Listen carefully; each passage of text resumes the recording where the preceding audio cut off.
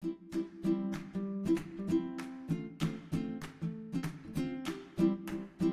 friends, and welcome back to Leading the Early Years for the Future. I am Amie Fabry, and I am delighted to be speaking with Professor Heather Bernt-Santy today, who is host of the podcast, That Early Childhood Nerd, and she is a play advocate. So I can't wait to dive into this conversation. Heather, I am absolutely delighted to be talking with you today. Thank you for joining me. I'm so happy to be here. I'm excited. Heather, I always ask my guests the same question first up, and that is, do you have a hidden talent or something that just lights you up, brings you joy outside of your professional work that you do? Yeah, I love to throw a good theme party or game night. Oh, that sounds so fun. Theme parties usually centered around classic movies, like real classic movies, the black and white ones, not the ones from the 80s. Yeah, awesome. Or music of some kind. But yeah, I like to come up with fun ideas for those kinds of things. Yeah. That's amazing. I just love this so much because what stands out is play, right? Yes. Like we still need to play as adults. Yeah.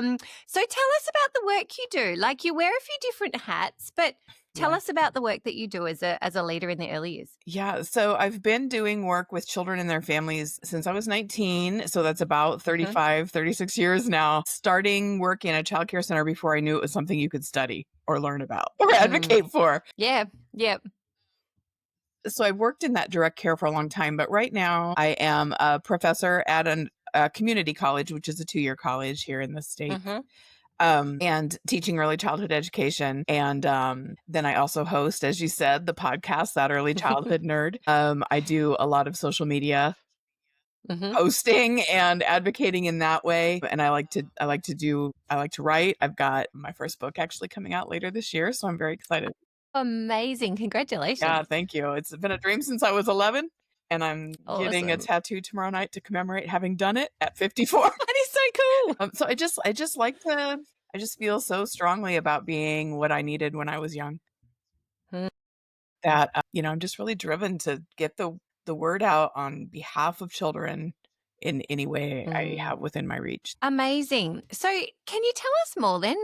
You mentioned wanting to be what you needed. What led you to work in early childhood? Yeah. So I mentioned I was only 19. I was in college studying English and French, and it didn't work very well. I didn't stay in college very long the first time. But so I just needed a job. And I think someone I knew from church maybe worked in a childcare center in our city and knew that they needed someone. And I, the classic story, I'd babysat for children as a teenager and knew I was good with them and that I would enjoy the work. And then I got into it and realized it was so much more than just, liking kids or whatever. Yeah. Absolutely. Absolutely. So you are a strong advocate for play. First, tell us why play is so important. Well, I mean, it's the child's first language, right? It's the way, and it's the way the child is wired to learn and grow and develop most efficiently and kind of most authentically. And while I had a lot of hard times in my childhood, I also had a lot of wonderful play that drives me also. That I just think childhood should be play. There's all these labels we can give it and reasons we can give to persuade grown-ups about it. But ultimately, a child should just be able to have joyful, healthy play. I couldn't agree more. And, often we as adults think back to our childhoods. We don't remember all of the beautifully scripted lessons that teachers were telling us. We remember the playful times. We remember when we could be ourselves and we could share and express what we were thinking. We could connect with other people. It is about the play. And the way we also need to find fun and connection to ourselves, to other people, to community, to our strengths is through play, even as adults. Yes. But it's still quite sad, I think, that we don't value play as we could. And, I think we should. Yeah, I definitely think that it's also so important for adults. And so when I'm teaching my college students, we're doing as much play as we can, depending on the modality of the class. If it's online, it's a little bit trickier. And I just did a couple of conference presentations this spring about using playful pedagogy in higher education. And there was a lot of interest, which was heartening. But I think that's a step towards getting children the play they deserve is if we can get adults to connect with play also. I agree. I agree. When they value it, then maybe we'll value it for children. Yes.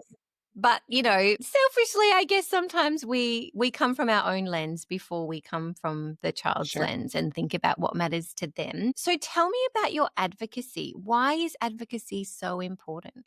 Honestly, I think it started with my own teacher ego. Like it really did start with me feeling like this is something I'm really good at. I want to go talk to other people about it too. Mm, Before I connected it to, maybe I didn't have the language at the time that it was advocacy, sure. and it probably still was coming from a place of wanting children to have the best, Mm. experiences they could have, but I wanna be honest and say it was also it sort of I love that. started with me wanting to use a skill I thought I had. But the longer I'm in the work, the more I see various cultural pressures and adult Mm, priorities and teacher egos in mm, early childhood pushing play out, and mm. with the best of intentions most of the Yep. time.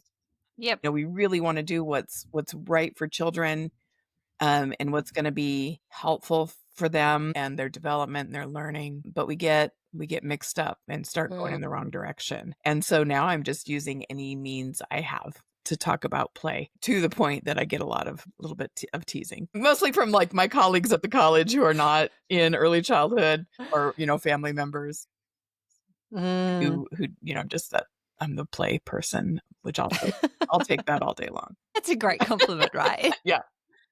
It certainly says that you're actually getting your message out Yeah. loud and clear when people are coming to you and saying you're the play person. So what does advocacy look like for you then? How do Yeah. you get that message Yeah.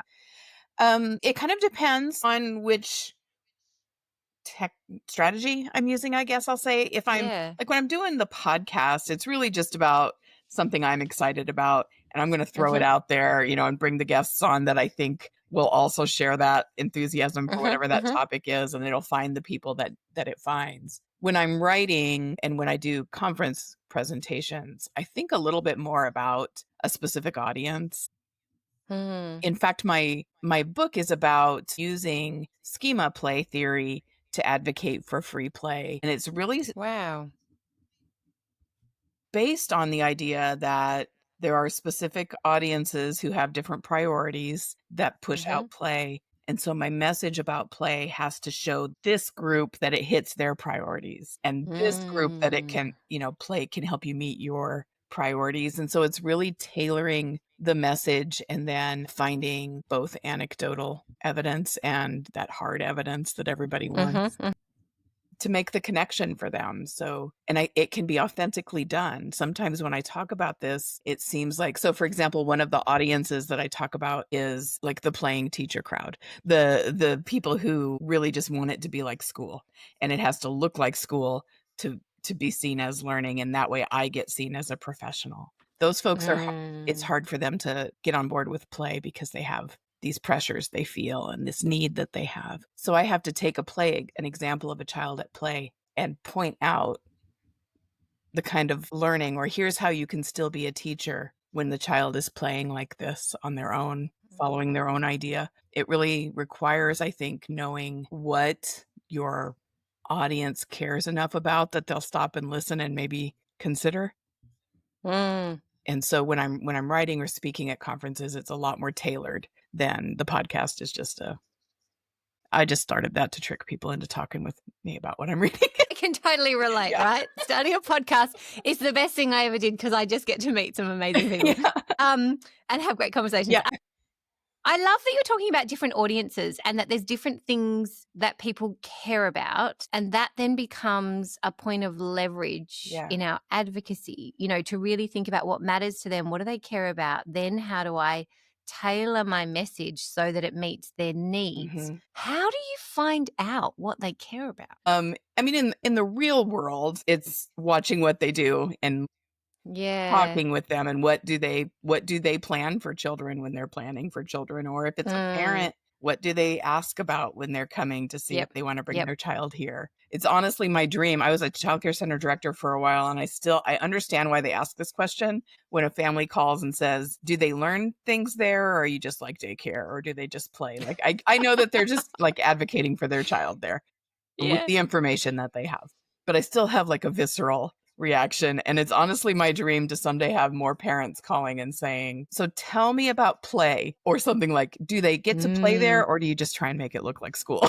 Yeah. My dream is to see that shift and to start having it happen that way. I think you just, I also did, so I guess in the real world, it's relationship, right? We have to get in relationship with Mm. people to know what their Yeah. values and priorities are. But I also did a literature review as part of a master's thesis that then turned into this book that I've been talking about. And I identified like 5 barriers to play. Mhm. And that kind of helps me see what priorities other people might have too, like legislative things and just that cultural pressure that earlier is better, or school readiness Mm. concerns.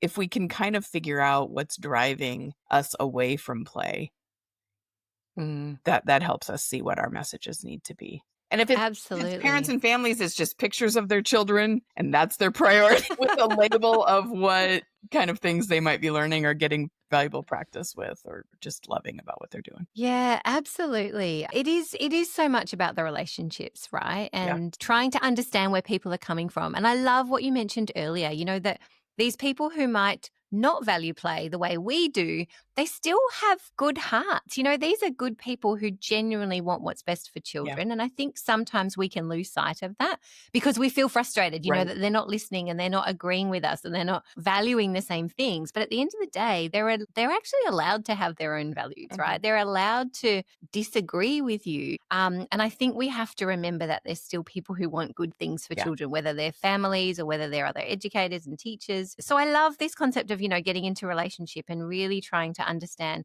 what the barriers are for Mhm. them or what it is that they want for their child, because then I think that creates a space that we can value add. So advocacy to you, if it's relational, one of the big questions that I'm often, I guess, asked by teachers and educators is particularly like if we're thinking about schooling and how do we prepare children for school, or how do we make sure we're doing enough formal teaching, so they're really doing proper learning. Mhm.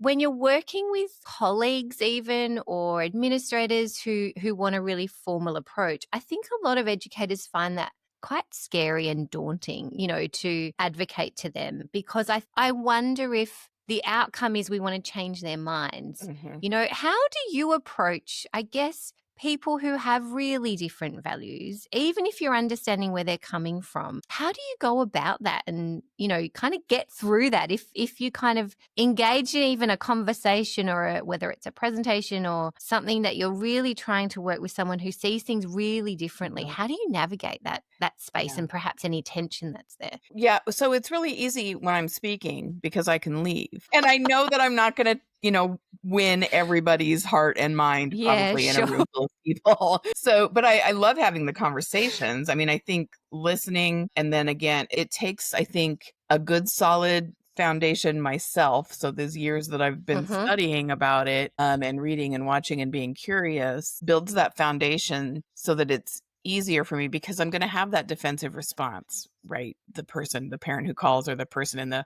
presentation who wants to Mm. question, and clearly isn't won over yet. So I want to just be comfortable. So I kind of have to have some short answers ready to go, or practiced or rehearsed. You can kind of Mm-hmm. know what kinds of objections might come up. Uh, Mm-hmm. so there's an element of just practicing and learning. But I think the hardest thing for me has been when I've been working in an early childhood classroom as a teacher with a co-teacher who doesn't, we're not on the same page. That happens a lot with me for some reason.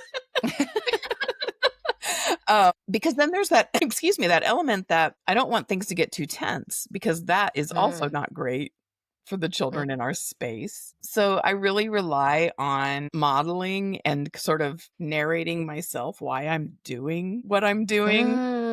And they can take it or leave it, but they've heard it and it because I think what I get labeled with a lot is, "Well, Heather just lets them do whatever they want," or as one former boss said, "I know you'd let them swing from the chandeliers if they wanted to." That's a little bit of an exaggeration, but, if you're gonna insult me by saying I let children do what they want, you're gonna have to work a lot harder than that. But that way, at least they can know there's some intention. So it's not me lecturing or Yep. trying to get into something in the hallway later, Yep. but Yep. I might say, I might because it benefits the children too for me to just say out loud why I Mm. did something or why I Absolutely. made a decision or I might say, "I've been watching them play for a long time. This is so cool. Here's what I noticed," and just make a quick Yeah. connection and just have little bits Mm. of sharing there. It's not always effective. Sometimes it is. I worked with one. I've worked with a couple of co-teachers that really were open to that Mhm. and we came to a much better understanding. I worked with one who just did not like working with me and I got moved to another room. But I mean, I think when you're able to have that daily kind of experience with them, you can just do a little at a time. Mm. Or I just really love to use photos, and in the States, each state has to have early learning standards, and Mhm. so I'm in Indiana, I can use the Indiana early learning standards and look at a photo of a child playing and put a caption on there that, is Mm. authentically saying, "Here's the early learning foundation they're getting practice with Yep. here," and that can really get people's attention. Yeah. Or a board about photos of children using loose parts with captions about the value and connect it to school readiness. Mm. We can make those connections authentically. It's not like we're tricking anyone. No, exactly. It's not that I'm lying based on my audience. I think play is so authentically the best way for children to learn that we can Mhm. make the authentic case, but we have to be curious and do that work ourselves to get that good foundation. Oh, I just love everything about what you're saying.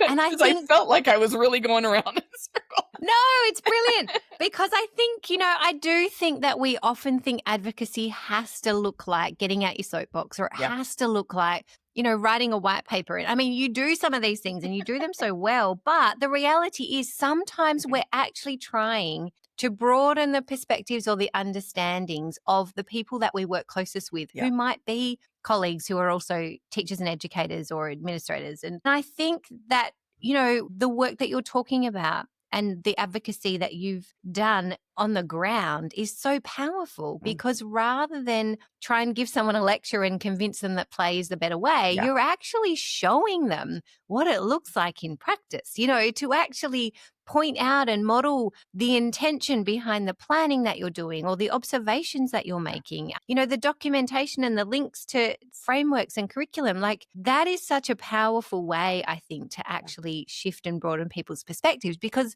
I think one of the biggest challenges with play is because it doesn't come with a manual, like it's not a program Yes. or it's not scripted. It's actually a harder way to teach. It's Yes. far more rewarding and far more beneficial for our children, but it's a harder way to teach. And so I Mhm. think for a lot of educators, when there's a choice between, a kind of program or play, where do I start? Yeah. And one of the barriers, I'd love to know if this is a barrier you're experiencing too. In my research, I found that for a lot of educators, there's decisions that are made that are out of their hands, but a lot of it comes down to, do I actually know how to put this into practice? Mm. And when we think about planning to being in play with children and the roles we take and how we document that, they are challenging concepts to sit with. And, what I also liked about what you were saying is the curiosity. We have to also Yeah. be curious about what is happening for children, what thinking is happening,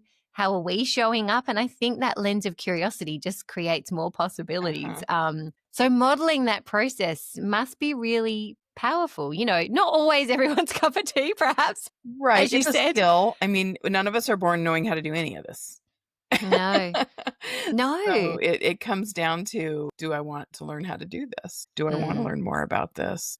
mm, Do I believe that play is effective? And do I believe that mentoring can be effective? And do I believe that it's worth trying to change people's minds? mm. It really has to come from that place of being sort of conviction driven. Yeah. Yeah. So is that what drives you to do this work? Yes. Yeah.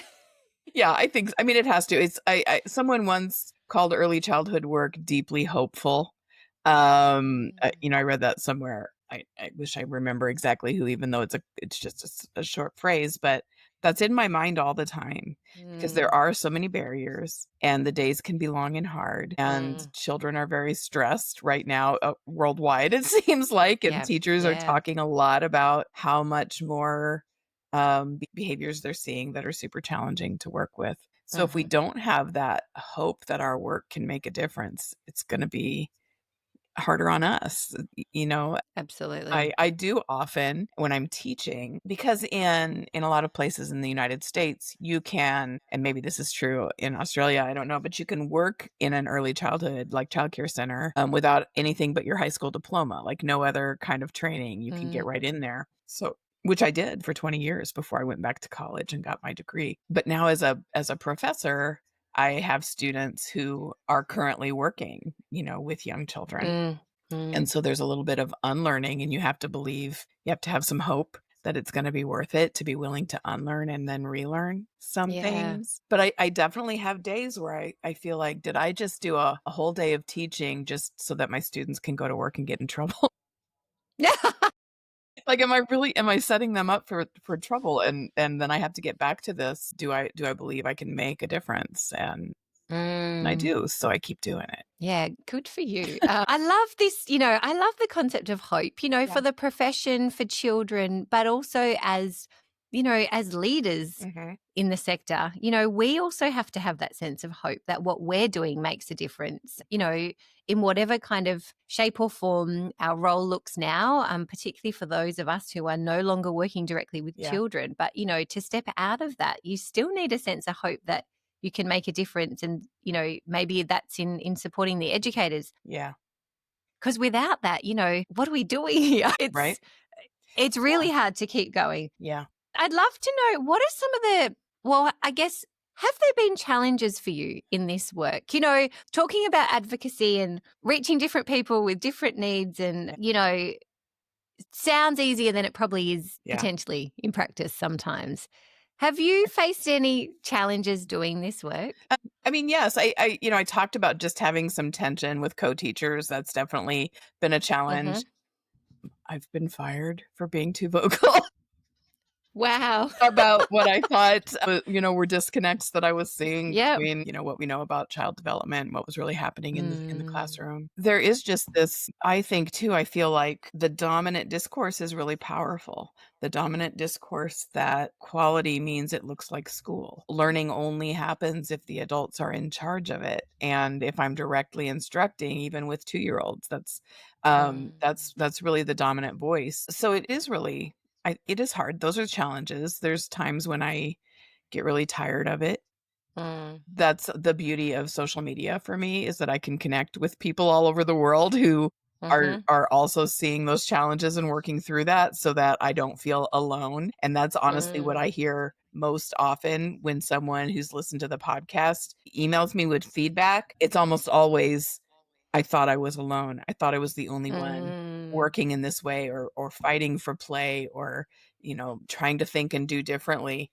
And that gets me through the challenging times, but definitely there's challenges. Yeah. Yeah. So how do you mentioned getting tired, and how do you keep going? Like, how do you navigate these challenges and keep going? You've been doing this for quite some time, Yeah. which is really admirable. Yeah. But how do you keep going? I'm thinking about the sector at the moment, which is particularly burnt out, Mhm. feeling really tired and exhausted in Yeah. terms of workload. They're still really undervalued in our societies, Yes. and we're seeing a lot more challenges with, that dominant discourse, as you're Mhm. talking about, the academic pressure that's just creeping into more and more of the early years. Challenges, in terms of complex needs of children, families, like the job's kind of getting harder. Yes. And, there's never been a more important time, I think, for us to have advocates for play, and more leadership in the sector. Mhm. How do we keep going? Do you have any wisdom, advice, learning that you Yeah. can share that helps you? I mean, connection and relationship, the Mm. things I was just talking about people saying I thought I was the only one. Me Yep. too. I've definitely been that person who felt like I'm the only one I know who's trying to, or who thinks the way I think, or who has read the things I've read about Yep. about what's going on. So I mean, I think connection and finding relationship is so important. I think it's a cliche, and I don't like to use the phrase self-care because everyone assumes that means, something simple and easy like bubble baths or Mm. deep breathing. Yeah. Those things are great. I'm a huge fan of baths.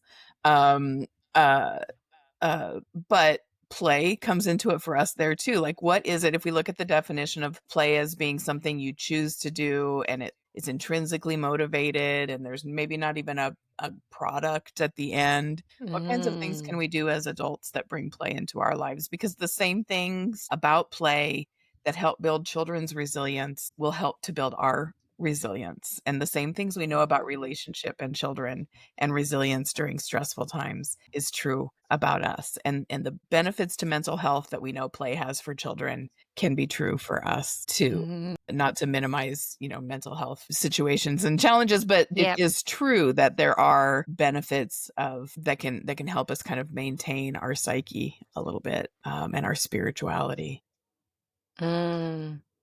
just in terms of feeling connected and Yep. believing that there's something good to work towards. Yeah. Um, Yeah. I think those are things that keep me going. But I honestly, you said that play is a hard way to be a teacher, and that's absolutely true. But I think in a way it's less as a less stressful way to be a Mm. teacher. So much of what I hear my students who are currently teaching or at conferences, if I'm talking to people who are working with young children, so much of what I hear is the big behaviors make it really stressful and hard, and then they don't get admin support, and then they don't get family support, and they feel like they're doing it all on their own. And if I ask, tell me more about the specific behaviors that are hurting you or that are Mm. making it difficult for Mm. you, it's almost always during a time when we're trying to control them into a school-like atmosphere. It's almost always they won't sit still when I need them to sit still, or they won't stand in line when I need them to. Yeah. Transitions are hard, and they lose interest in my circle time.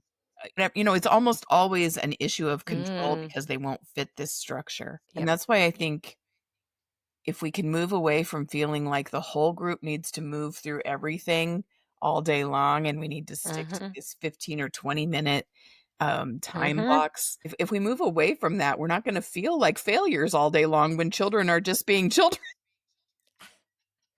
Absolutely. When they're just doing things that are developmentally to be expected, we won't see that Mhm. as my personal failure as a teacher, Yeah. and we have to learn a different way to define Yeah. ourselves as teachers, but I do think it makes it easier to stay in the work. Mm. I did quit Agree. once. I thought I was burned out, and I got a job at a bank and hated it so much. I was like, "I cannot Wow. wait to get back with Yeah. children. I do not care about your money." Yep. Yep. It's so true, isn't it? Like I do think it's a harder way to teach, but I do think it's more rewarding. And Yes. I think we see partly burnout and dissatisfaction in the work we're doing when we lose our professional autonomy to Yes. let go a little bit and have less control Yeah. and to be playful. And for all the reasons that you mentioned, that as adults, we actually should find play in our own lives, Mhm.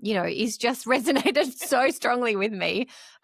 Because of all those benefits for children, they're also benefits for us as human beings, even Mhm. if we're much older. But, I think when we think about play and putting it into classrooms, early learning centers, I think, that's where it's through play that we can genuinely connect with children is good for us as educators, Yeah. but it's also good for children, rather than just getting through activities to tick off lists, but actually to be present, to be in the moment. That's where the joy Yeah. is. And I think I really feel for educators who are losing the ability to do that Yes. because I think that's where a lot of extra stress and burden is coming, Yep. from the control, but also they're losing their professional autonomy. They're losing the joy and the love Yeah. of being an educator Yeah. because that's where the gold is, in those moments Mhm. with children. Yeah. If we can be curious and Yeah, we have a be lot of there. conversations, my students and I, about if someone is saying, "No, you have to do it this way." Mm, There's still time during the day when there's play, where there can be just, like, yeah. real kind of true play, and then during the Mm, times when you are expected to be in charge and go through a certain, you can still look at it and think, well, where could I add permission for them to move more during this? Where could Mm, I add yeah. permission for them to leave when they're done with it? Or instead of doing this with as one whole group of 20 children, could I do it with 4 groups of 5 children while my co-teacher Yeah. works with the rest of the group and really tailor it and individualize it and be able to add more play. So we do a lot of like critical review of curriculum and lesson plans and Mm, think, where can they move here? How can they have a little bit of agency yeah. so that we're still doing the things we're told to do, but we're doing it. I don't know if you know Lisa Murphy, but she's a very famous early childhood person in the Oh, States. wow. She's a rock star. But she a long time ago said something like, "Sometimes you just have to be as developmentally appropriately inappropriate as you can." I didn't quite get it out smooth, but that's essentially what Yeah. she means, I think, is find ways to do what you know they need within the Mm, structure that you're expected, or feeling pressured yeah, to totally. do, I which is totally another agree way with that we're that. skillful teachers. Yeah, Absolutely, absolutely. And I think even when other people are not telling us or valuing, the professional expertise that we bring to our roles, I mhm, think we have to not lose sight of that. And, I think that in itself can be a piece of advocacy, yes, right? Like just and leadership. holding firm to, yeah, to what we know is actually best and trying to find those Yeah, opportunities. Where can I bring more play and, developmentally appropriate practice into the even the constraints of what I've been asked to yeah. do is so important. Heather, it's been so wonderful to Okay. talk to you. I could just talk to you for hours, I think, but such a great conversation. Lovely to connect and hear about the work that you're doing in your advocacy. Before we close out our conversation, I'm wondering, do you have any final thoughts or advice for anyone who's I guess trying to advocate or make a difference to the lives of children Yeah. and who, are still holding on to that hope that you mentioned? Yeah. I mean, I think you have to first sort of accept that we're not gonna change the system right away. Like, it Yep. might just be that one parent that you talk to at the end of the day about something great their child did during that day, and then they come back the next day with a story of something they noticed at home. Like, I mean, those little Mm. we have to be aware of or looking for those little signs of forward movement. There may be a big thunderclap and everything changes, and that's wonderful, but to keep moving forward and to kind of keep ourselves hopeful, we have to train ourselves to find those little Mm. things. And so whether it's just noticing and thinking about it or writing it down or putting a note in your phone, like document it somehow so that you've got